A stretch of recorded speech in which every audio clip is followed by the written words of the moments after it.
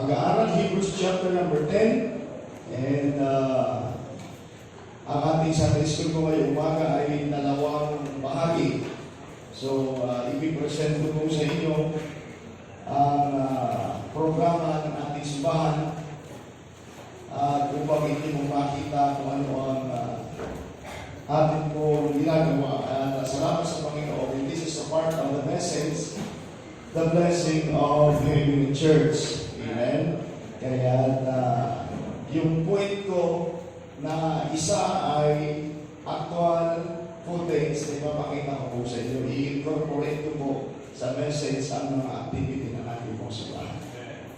Hebrews chapter number 10 in verse number 23 down to verse number 25. The Bible says, "Let us hold fast the profession of our faith without wavering, for He is faithful that promise. And let us consider one another to provoke unto love and to good works, not forsaking the assembly of ourselves together, as the manner of some is, but exhorting one another, and so much the more as you see the day approaching." Let's go to the word of prayer. Lahat po tayo tumawag pumigit. Nagilan natin Diyos na makapangyarihan po sa lahat. Muli, Panginoon, maraming salamat po sa panibagong araw. Umaga po na binigay niyo po sa amin. Salamat po sa kabutihan ninyo. Pagpalain niyo po, Panginoon, at dalahin niyo po ang Espiritu ng siya mamuna po sa amin. Please continue to help us and be the one to lead us. Pagpalain niyo po mga nasa virtual and help us, Panginoon, na patuloy na matuto sa ito po mga salita. We thank you po. Ito pong aming pinapasalamatan at ipinadalangin po sa inyo sa pangalan ng Panginoong Jesus. Amen. Amen. Thank you so much. Good morning. Please be seated in the presence of our God. Amen. Okay, so salamat po sa Panginoon sa pagkakataon tayo po ay magsama-sama sa ating pong simbahan at isang kagalakan na tayo po ay makapatuloy sa Panginoon. Amen? So, as I said, so natin po pinag-uusapan sa ating pong Sunday School ay the blessing of having a church. Kasi po yung unang message na tinatalakay ko po sa inyo ay ating pinag-uusapan ang nagiging bahagi ng simbahan. Lagi ko ba po sinasabi sa inyo mga kapatid, ang simbahan ay hindi makakapagligtas, subalit ang church ay napakalaking role na ginagampanan para sa paglago ng isang Kristiyano. One thing to be saved and one thing to be a part of a local Bible-believing Baptist church. So, ang maligtas ay isang bagay. Kaya kung matatandaan niyo po, ipinaunawa ko po na hindi po sa pamamagitan ng pagiging miyembro ng simbahan ang kaligtasan. Sapagkat bago pa tayo maging member ng church, ay dapat maging maliwanag muna yung kaligtasan natin. Amen? Na kaligtasan ay sa pamamagitan ng pagkilala at pagtanggap sa Panginoong Jesucristo bilang tagapagligtas. And the moment that we obey the Lord in the waters of baptism, ay tayo po'y sumunod sa Kanya sa tubig ng bautismo, kapahayagan ng ating kaligtasan. At sabi po ng Biblia, "And the Lord added to the church daily such as should be saved." So, that is in the book of Acts. After na ang tao ay naligtas, kumilala sa Panginoon, at sumunod sa tubig ng bautismo, sabi ng Biblia, idinagdag siya ng Panginoon sa church. So, ang Panginoon ang nagdadagdag, hindi po ako, hindi ang sinuman, kundi ang Panginoon ang nagdadagdag. Amen? Kaya isang kagalakan na maintindihan natin na tayo po ay idinagdag ng Panginoon sa church. At mahalaga na maintindihan natin ang pagiging miyembro ng ating pong simbahan. Ngayon, tinatalakay ko po ang blessing o ang pagpapala ng pagiging member ng church. Okay, so last time ay akin pong ipinaunawa po sa inyo na ang pagiging member ay napakahalaga at ito po ay daan upang tayo po ay lumago sa ating pananampalataya. Mahalaga po ng isang Kristiyano ay mag-grow. Kaya dito po sa ating simbahan, dito po tayo natuto na mahalaga ang pagbabasa ng salita ng Diyos. Amen? Sa isang Kristiyano, ang panalangin. Kaya nga dito po sa simbahan, sa mga programa ng ating simbahan, natuto po tayo ng panalangin. Ako po personally, sabi ko nga po, ang aking buhay ang aking buhay bilang isang Kristiyano ay nag-grow nung ako po ay napunta sa Manila. Sabi ko nga po sa aking kwento, pumunta ako sa Manila para pagtrabaho, para maging kabahagi sa pagtatrabaho at masuportahan ko, matulungan ko ang aking mga magulang. Yun yung aking desire. At siguro naman po, lahat po tayo ay mayroong desire na tulungan ng ating mga magulang. Amen? Pero alam niyo po, mayroong ibang plano ang Panginoon. As far as material matters concerned, yun yung desire ko. Naalala ko po, kung sa hirap at pag-uusapan ay sabi ko nakaranas ako ng matinding kahirapan. Naroon yung dumating yung pagkakataon talagang as far as pagkain is concerned, mahirap. At siguro yung iba inakot nyo, yung grabing kahirapan. Pero salamat po sa Panginoon. Kaya yung desire ko, sabi ko nga po nung last time, sa baryo po namin, 1987, may kuryente na po sa aming baryo. Pero just imagine po, 1997 lang kami nagkaroon ng kuryente. So just imagine 10 years na maliwanag na yung aming kapitbahay. Pero kami sa bahay namin madilim. At nung panahon na nag-aaral kami, talaga mahirap. Sabi ko nga po doon mo makikita na yung biyaya ng Panginoon. Kaya salamat din sa aming mga magulang na nadoon yung kanilang magsusumikap. Sabi ko, isang kagandahan lang kami, yung tatay ko po ay merong minanang lote at nakatayo yung bahay namin doon sa lote na yun at walang pagkaalalang paalisin kami sa aming pinipiligan. At yun lang, develop din sa pagkain, talaga namang very challenging. At nandun yung desire ko, sabi ko nga po na tumulong sa aking mga magulang financially. Kaya po, nagtrabaho po ako ng ilang panahon, saglit lang. And nakaipon ako ng konti. And noong 1997, yun yung unang ginawa kong proyekto sa bahay namin. Nagpagamit ako ng kuryente natin. Lumiwanag din yung bahay natin. And meron akong pangako sa nanay ko, sa mga magulang ko na tutulong ko sa pag-aaral ng aking mga kapatid. Pero yun ay hindi na po nangyari. Pero alam niyo, napakabuti ng Panginoon. Bagamat hindi nangyari yun na makatulong ko si Paul. Pumunta na ako ng Manila, 1997, natapos ako ng trabaho, lumipat ako ng inanother na trabaho, pero dinala ako ng Panginoon sa church. And kaya sabi ko nga po, ang trabaho namin sa simbahan bilang mga gaba, I surrendered my life for time in the ministry. So just imagine, pero alam niyo, sabi mo, wala akong kaisipan patong pagdating na sa pera. Nangingibabaw, bagamat kailangan ko ng pera, kailangan ko magpadala sa magulang ko ng pera, pero alam niyo, mas nangibabaw yung pagmamahal ko sa Panginoon, pagmamahal ko sa gawain ng Panginoon, na back in those times na hindi ganito ang building ng Fort Bonifacio, yung simbahan natin sa Fort Bonifacio. Bagamat sa loob ng Fort Bonifacio, ganito yung building na inabot ko, pero noong nagsimula na sa Akubay, hindi ho ganito. Talagang putikan, at yun yung panahon na sagsagan ng construction. At kung pagtapos ko po ng pagtapos aming Magdalier, ay pupunta ako doon ng gabi para tumulong ng construction hanggang alauna, alas 2 ng madaling araw. At sa time na na-develop yung aking puso para sa gawain ng Panginoon, May 1, nag-attend ako ng May 1, 1998 ng revival meeting.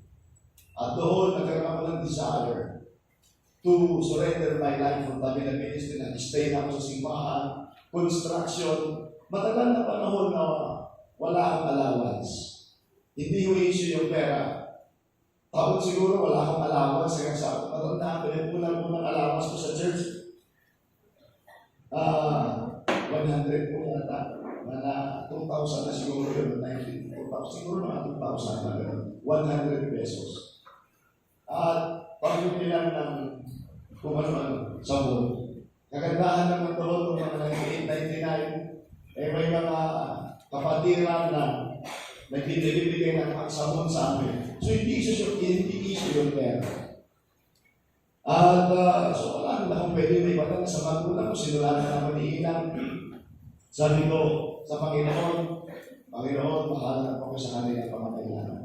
Ang dalangin ko na kung silang magkasakit, ingatan sila ng Panginoon. Kaya alam niyo ba, kung mayroon lang isang tao na nanalangin para sa atin, that's something na.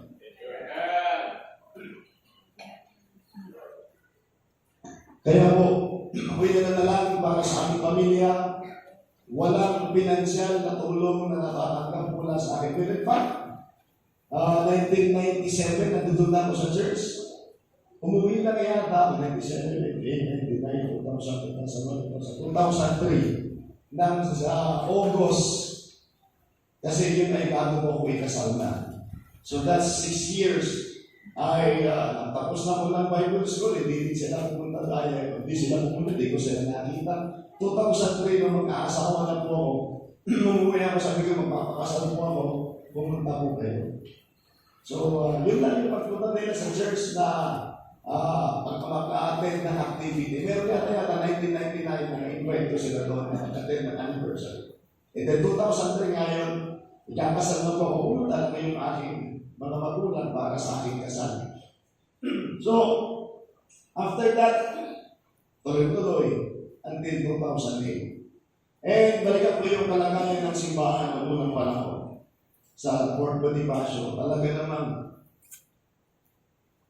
ilang poste pala kayo nakatayo po noon at ang church ay nagtindi mo sa isang command tent. Doon ang service. At putikan yung buhay na yan at kami ang nagasunog ng mga talahib dyan sa aming bahay. Ako yung aksonista. Hindi sintado, walang kalsada. Pero alam nyo, yung kagalakan na maging bahagi sa simbahan. Hindi ko iniisip kung ano man mangyayari sa akin, basta sabi ko, mahal ko ang Panginoon, paglilingkod ako ang Panginoon, magpapagamit ako sa Panginoon. At in such time, merong nag-open, nag-graduate na ako ng Bible School, may nakilala kami simbahan sa Tanay Rizal. Doon ako nagsimula mag-misyon ng ilang buwan, pero may ibang nangyari, hindi na magpatuloy. Balik na naman ako ng Fort Bonifacio. Then pumunta na naman ako ng Binangonan Rizal. Nag-area kami doon, sobrang Binangonan, dinadala namin sa Fort Bonifacio. Kung noon, from Tanay Rizal, binababa namin yung mga tao kasi nag-service na doon. Napunta naman ako ng Binangonan, akala ko doon ako ilalagay ng Panginoon. Tapos sinabihan ba ako ni Pastor, pumunta ako ng Caloocan. Pero sabi ko, pinapili niya ako, gusto ko sa Tarlac, sa city. Sabi ko, sige po. Pero yung city, dito sa city, kinailan, malayo pa rin. Bakit doon sa magsimula ako ay nagpabas sila, nag-tricycle, malayo pa rin. Pero salamat po yung pagkakataon na ako'y magamit ng Panginoon. So, yun yung nagtulak sa akin, sabi ko, salamat sa simbahan. Salamat talaga sa simbahan. Kaya nga po, being a part of the church, you will grow in your Christian life and you have the opportunity to serve the Lord. Alam niyo, yan sana ma-develop sa atin na ang isang Kristiyano, ang isang anak ng Diyos, part ng simbahan, you have the privilege to be a part of the church and the ministry of the church. And you have the blessing is magkakaroon ka ng pagkakataon na maging bahagi sa anumang activity ng simbahan. Ako po'y hindi naman singer, pero natutuwa ay kapag kumanta para sa Panginoon, sa simbahan. Wala akong kaalam-alam as far as leadership is concerned, pero doon nahubog yung aking leadership. Binata pa lamang po ako, sabi ko nga po, gusto kong makasama hindi yung young people, gusto kasama yung mga fathers. Kasi alam ko sa mga tatay, marami akong matutunan. Kaya ako yung kauna-una ang binata noon sa Fort Bonifacio na nag-join sa group ng mga fathers. At hindi nila inalintana na ako'y binata pa. Sumama ko sa grupo nila. Hindi nila napansin na pasok ko yung grupo nila. Na-penetrate ko yung grupo ng mga fathers na hindi naman po fathers. So na ako yung nag-join sa Asering Ministry, lahat, leadership doon sa simbahan. Salamat sa Panginoon. Kaya nga po, through the church, ay nagkakaroon po tayo ng pagkakataon na makapag-involve sa anumang ministry ng simbahan. Then that's the blessing. Sa pagkatandaan natin, ang ating paglilingkod sa Panginoon is always channeled to the church. So like ko pong sinasabi sa inyo, kapag ikaw ay nagsilbi sa Panginoon, tatanungin ka sa simbahan ka. Sa grupo ng pananampalataya ka. Pag nagbihis ka, binitbit mo yung Bible mo, magbahagi ka ng salita ng Diyos, hindi mo maaalis at tatanungin ka saan ka kabilang. Or sa colloquial na pananalig na sasabihin sa'yo, anong religion mo? Tatanungin ka, anong religion mo? At sasabihin mo, ako po ay Baptist. Amen? So ang Baptist ay hindi tagapagligtas. Ang Baptist is a group of saved and baptized believers. Ang Baptist ay hindi reliyon, kundi ito'y grupo ng pananampalataya na nagpapractice ng salita ng Diyos. Sometimes nakafocus na lamang tayo sa religion. Masabi ko nga po sa inyo, nakakalungkot po ngayon, marami nagpapakilala ng Kristiyano, pero hindi mo naman makita sa buhay nila ang pagiging Kristiyano. Kaya nga, siya-challenge ko yung mga member ng ating simbahan. Pag tayo pinagi dito, ako yung nagsasalita sa inyo, but you need to understand na pag alis natin sa building na ito, it's time to practice what we have learned, and it's time to practice kung ano ang prinsipyo na natanggap natin mula sa salita ng Diyos. Pag pumunta kayo sa trabaho ninyo, mag-set tayo ng magandang example as far as being a Christian is concerned. Kaya nga po, sa bawat isa po sa atin, sa ating simbahan ay may mga programa. Kaya masalamat may pagkakataon po kayo na maging bahagi sa programa ng simbahan. At sa panahon po ngayon, may mga programa tayo sa mga fathers, sa mga young men and young ladies. At ngayon po, sa pagkakataon ito ay i-present ko po sa inyo bilang part. It is a blessing na merong tayong simbahan at merong programa ng ating simbahan. At bilang kabilang ng simbahan ay you have the privilege na maging bahagi sa gawain ng Diyos. Amen? Sabi ko nga sa kanina, one thing to be saved and one thing to be a part of a local Bible-believing Baptist church, and the privilege na ang isang Kristiyano ay matuto, mag-grow, at maging bahagi sa programa ng ating pagsimbahan. Kaya ngayong umaga, i-present ko po sa inyo ang isa sa programa ng simbahan natin sa Fort Bonifacio, at tayo po ay nanggaling doon, tayo po ay kasama sa mga programa, at salamat sa Panginoon, may pagkakataon tayo na i-train yung ating pong mga young people. Kaya nga tinawag po natin Summer Balikatan. Bakit po Balikatan? Yan po ay nagsimula pa noong 2001. So hand in hand, shoulder to shoulder, kaya tinitrain natin yung mga young people, yung ating pong mga kabataan. And this time, ito po yung pang 25. At sa pang 25 ay 25 years na ginagawa, ihiniwalay ang lalaki at ang mga kababaihan. Kaya nga po, natapos na po ang Balikatan, and I'd like to present to you, bagamat wala po kayo doon, pero ipapakita po namin sa inyo ang mga pangyayari na ginawa doon. At alam niyo, salamat po sa Panginoon last year, maraming maarte, maraming nagkasakit. Pero ngayon po, isa lang yung nagkasakit at yun yung maarte. At sigaran natin sa Tagalog sa mga kasunod, maling tiring. So, 5 days, usually dati 10 days or 14 days namin ginagawa. Pero napaka-short yung time, at salamat po. Nagkaroon po ng magandang result. Total of 118 delegates. at 8 doon ay galing sa salapungan. And salamat po, survive naman silang lahat. At I hope and pray na nagsimba sila ngayong umaga. Okay, asan yung mga delegates natin? Pakita mo kayo. Dito mo kayo, dito mo kayo.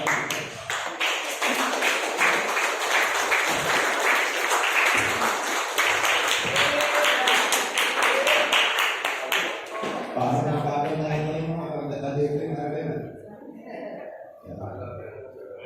1, 2, 3, 4, 5, 6, 7, 8. Yun, buti na yung sila lahat. Alam niyo, last year, paghatid na pagkat ito galing sa paligatan, hindi na nagpakita yung isang delegate. Hanggang ngayon, hindi na nagpakita. Dati si harap pakita nila, by the way, 13 years old lang dapat, pero ito, 11 pa lang po yan.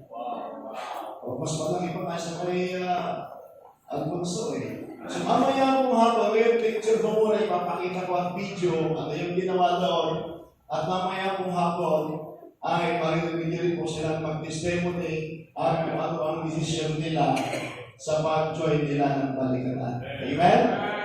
Church, magandang umaga sa inyo lahat. I'd like to present to you ang programa ng ating simbahan, and it's a blessing na meron po tayong simbahan, meron tayong programa, and I hope and pray na patuloy kayong susuporta sa programa ng ating pong simbahan. Amen?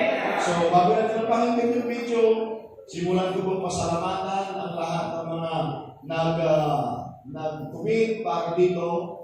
And I hope and pray na hindi po nasayang ang inyong pong ikinumit para sa Panginoon. Wala lang ito, pero ngayon as of today, sa mga babae, may 17 na po tayo registered delegates. So, salamat sa Panginoon.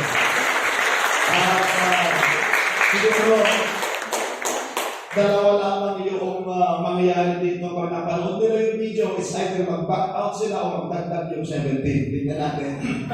Okay? So, sa mga isusunod, dalawa lamang ang mangyayari. So, magpapanood ko ng video, it's either yung registered, mag-back out na sila, at it's either magdagdag pa tayo ng delegates. Okay? So, operator, sige po mga balik na kayo sa inyong upuan.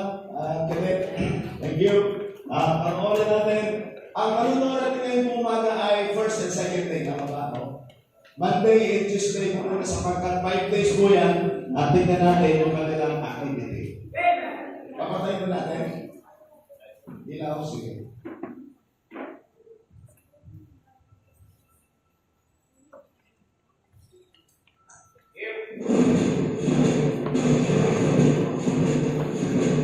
Yan po galing na highway ay sa Pagkikuala nga yan. O sa Ramos na yan.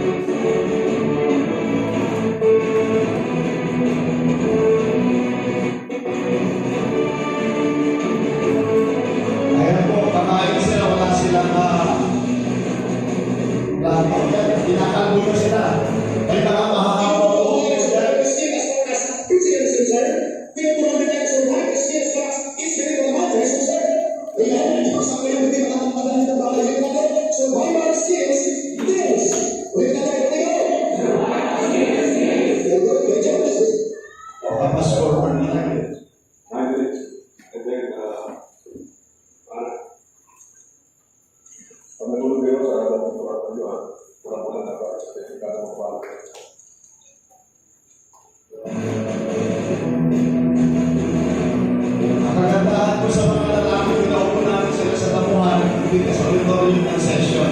Kaya po, devotion po yan ng second day.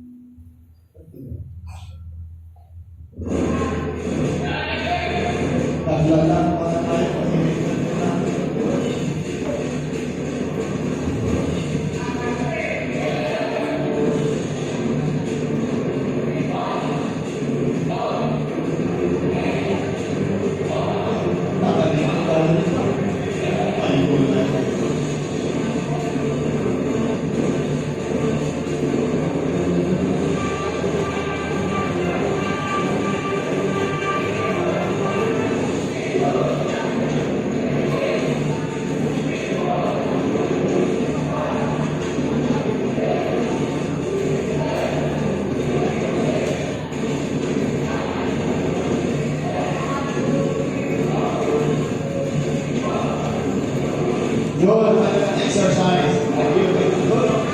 Yeah, exercise mo yan ang Navy SEAL. Yan ang maganda. Mamaya ka naman. Yun o.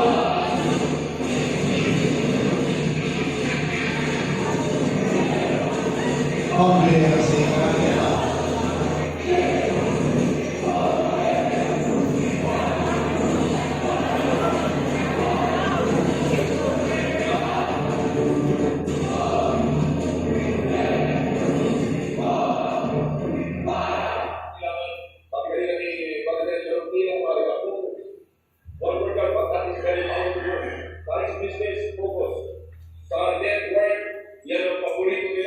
yan po yung session namin sa ilalim ng punong kahoy. Focus lagi.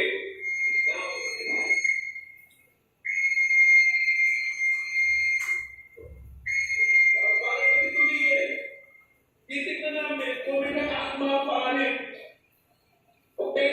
Baka tinatapos kami. Baka mamaya, may nakatutok sa kanya, pinapapasok lang siya. Nagdidemonstrasyon ng alertness. You understand? So, dapat isa-isa muna namin anong nangyayari. Tapos, hanggang sa palapit kami ng palapit.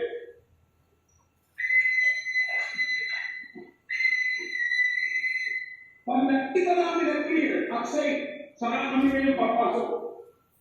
Agents na pwedeng pumasok sa inyo. Kaya di ba sabi ng ating mga pastor kagabi, after this barrier, kinakapangan ka namin sa abdo.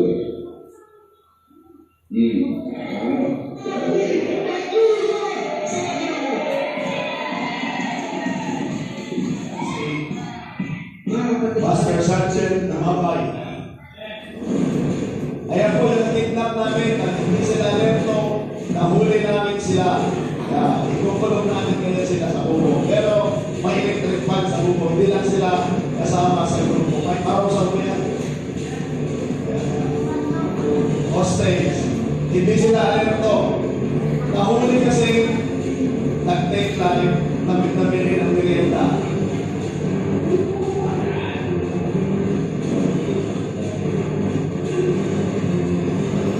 Sa pagkain, puro kulay po yan.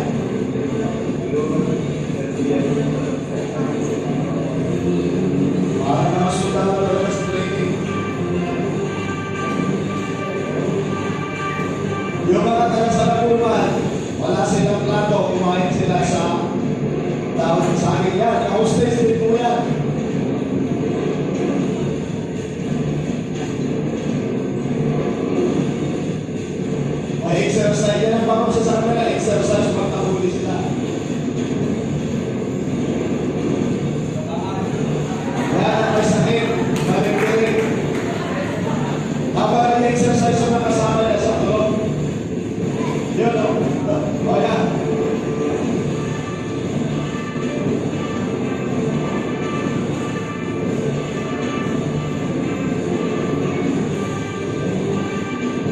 Yan po ang mga instruction spiritual.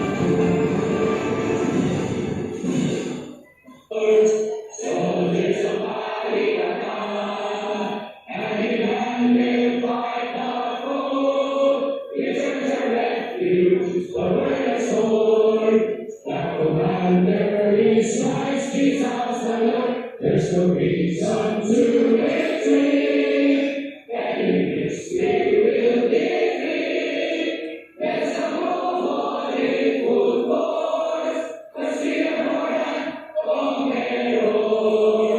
There's a Holy full force, the Spirit of Lord conquerors. Ayun, alpas po yun. Survival skill kills.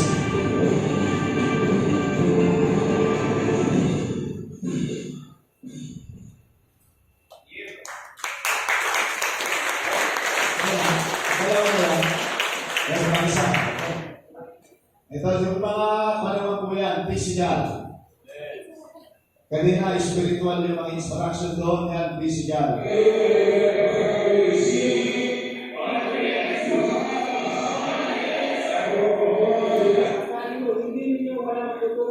Yan na. Ang kanilang instructor ay Navy SEAL. Nasa gilid sila ng pisman, tumatanggap ng instruction. Yan na. Ang kanilang nagdedemo ay isang Colonel Retired Special Forces, Colonel Dennis Quaresma. Ayan na.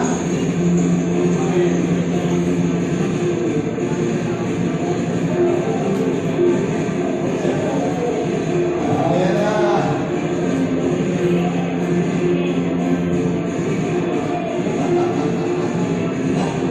Ayan na.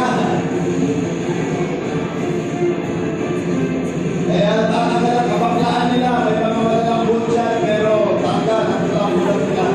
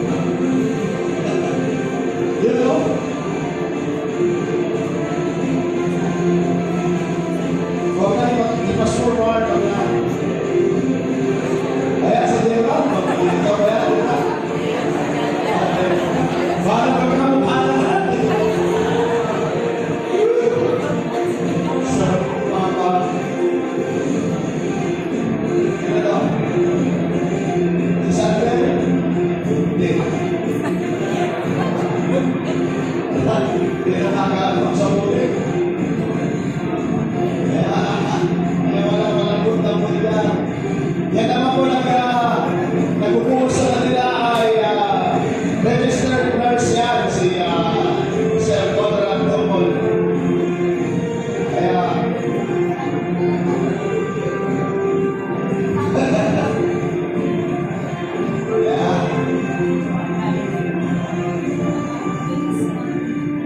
second day yan, gumapang na sila.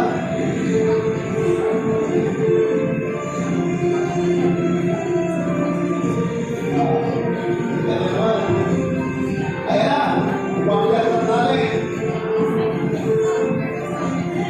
Kaya tinuruan silang mag-pastrok yan. Kaya, hindi naman yung bati, ha? Yan, malaki kasi yung tali, kaya pabaliktad, mahirap yung kumandupal eh.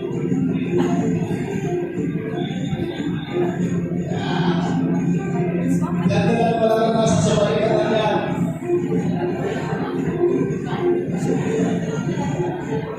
Pagkahulog sa kismat, nahulog niya. Kaya, kasi siya ang pagkikira.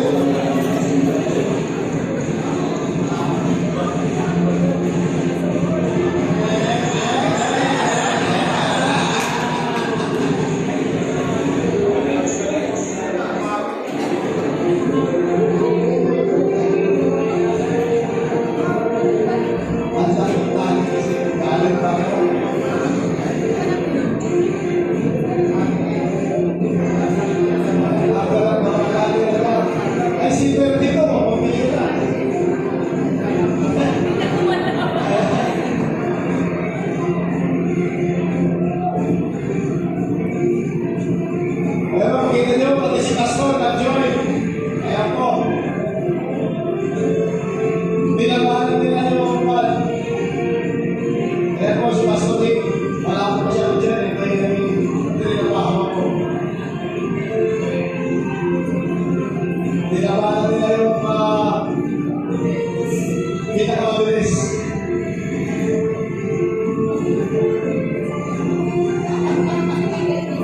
Pati yung mga staff natin, lumulong din.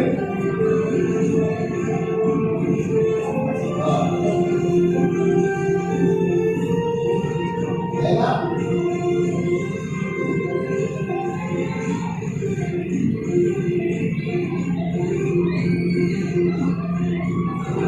Sir Maki, si Michael Cubente, ito yung isang staff sa medical team natin.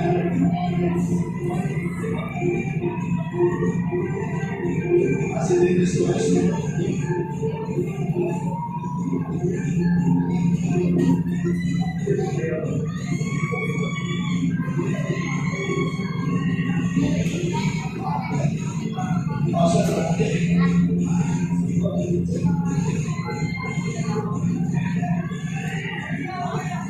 Ayan na.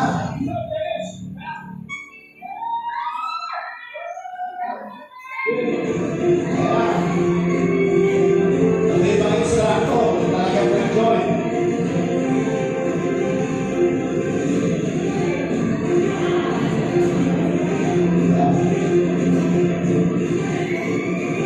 Yun o, okay.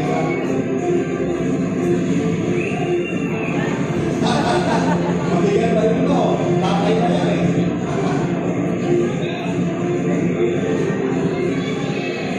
Yeah.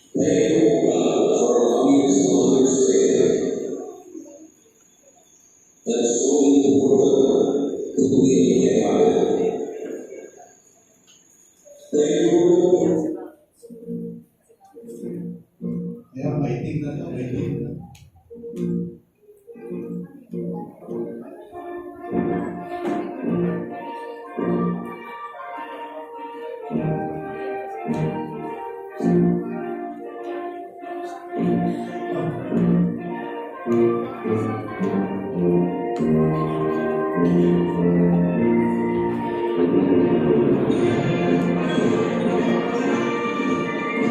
11 years old ka na po yan. Hindi.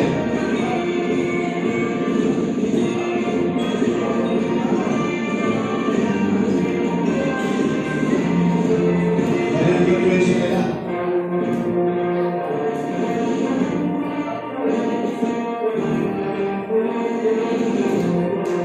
Fuego. Okay, nasa fuego ka.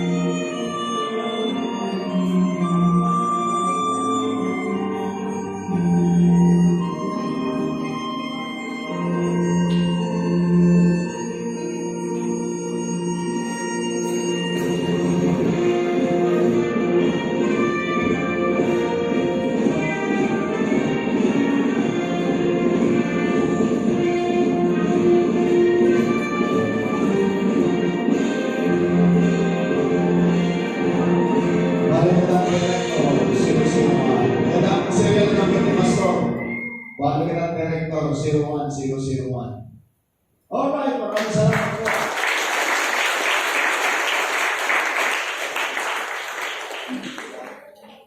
Alright, salamat sa Panginoon na meron po tayong programa sa simbahan. Amen.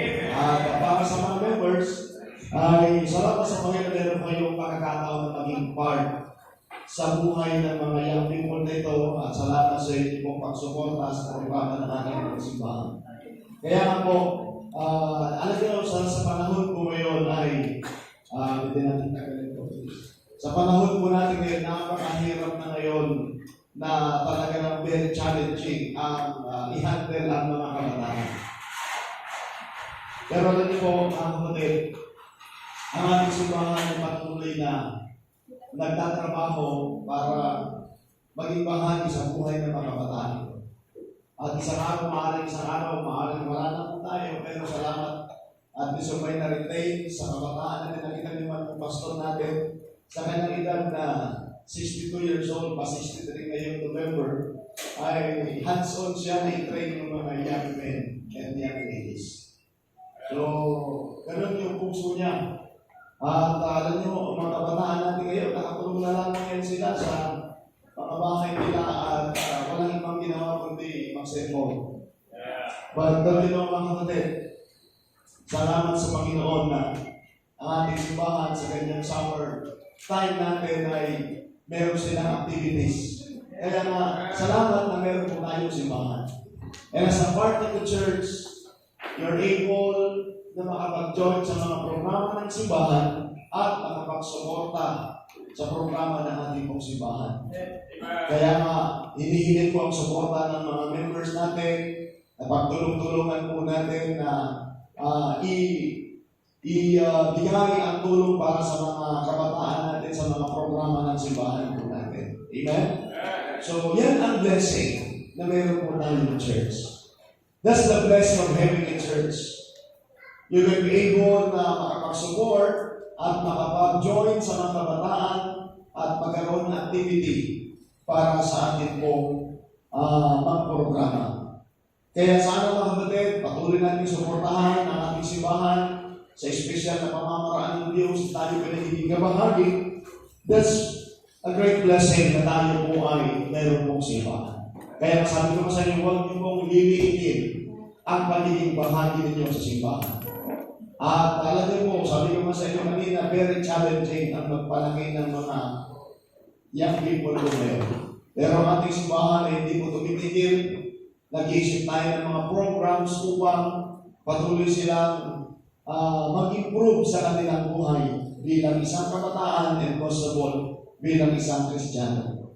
So, sana po mga kapatid ay nakita natin ang programa kung saan mayroon po tayo dito po sa church. That is the blessing na mayroon po tayo sa simbahan. At sasabihin mo, hope and pray na yung mga young people na nandito sa simbahan, salamat na lamang may naging part ng church. And I was able na makapag-join sa mga programa ng simbahan at gamitin ng Panginoon through the church. Dapat natin maintindihan as I close this message this morning that the Lord gets glory to the church and not to the individual. Kaya ano man ginagawa natin para sa Panginoon, it is always channeled to the church. Kaya nga dyan sa simbahan tayo nagbibigay at doon naka-channel ang lahat ng paglilingkod po natin. It's because the Lord gets glory to the church and not to the individual. Kaya nga po, tayo naglilingkod sa Panginoon, channel po yan sa simbahan. At doon natin pupurihin ng Panginoon sa pamamagitan na pakikibahagi natin sa simbahan. It is a privilege of every member to be a part and to involve sa lahat ng ministry na meron po tayo. Kaya naniniwala po ako na magpapasalamat kayo sa Panginoon na meron kayong simbahan at dyan kayo lalago at dyan tayo gagamitin ng ating Panginoon hanggang sa kanyang muling pagbabalik o alin man mauna hanggang sa punin tayo ng ating Panginoon. Tumayo po tayo lahat ng aming manalangin. Dakila namin Diyos. Salamat po sa aming napakinggan, ang mensahe, ang blessing na maging bahagi ng church. And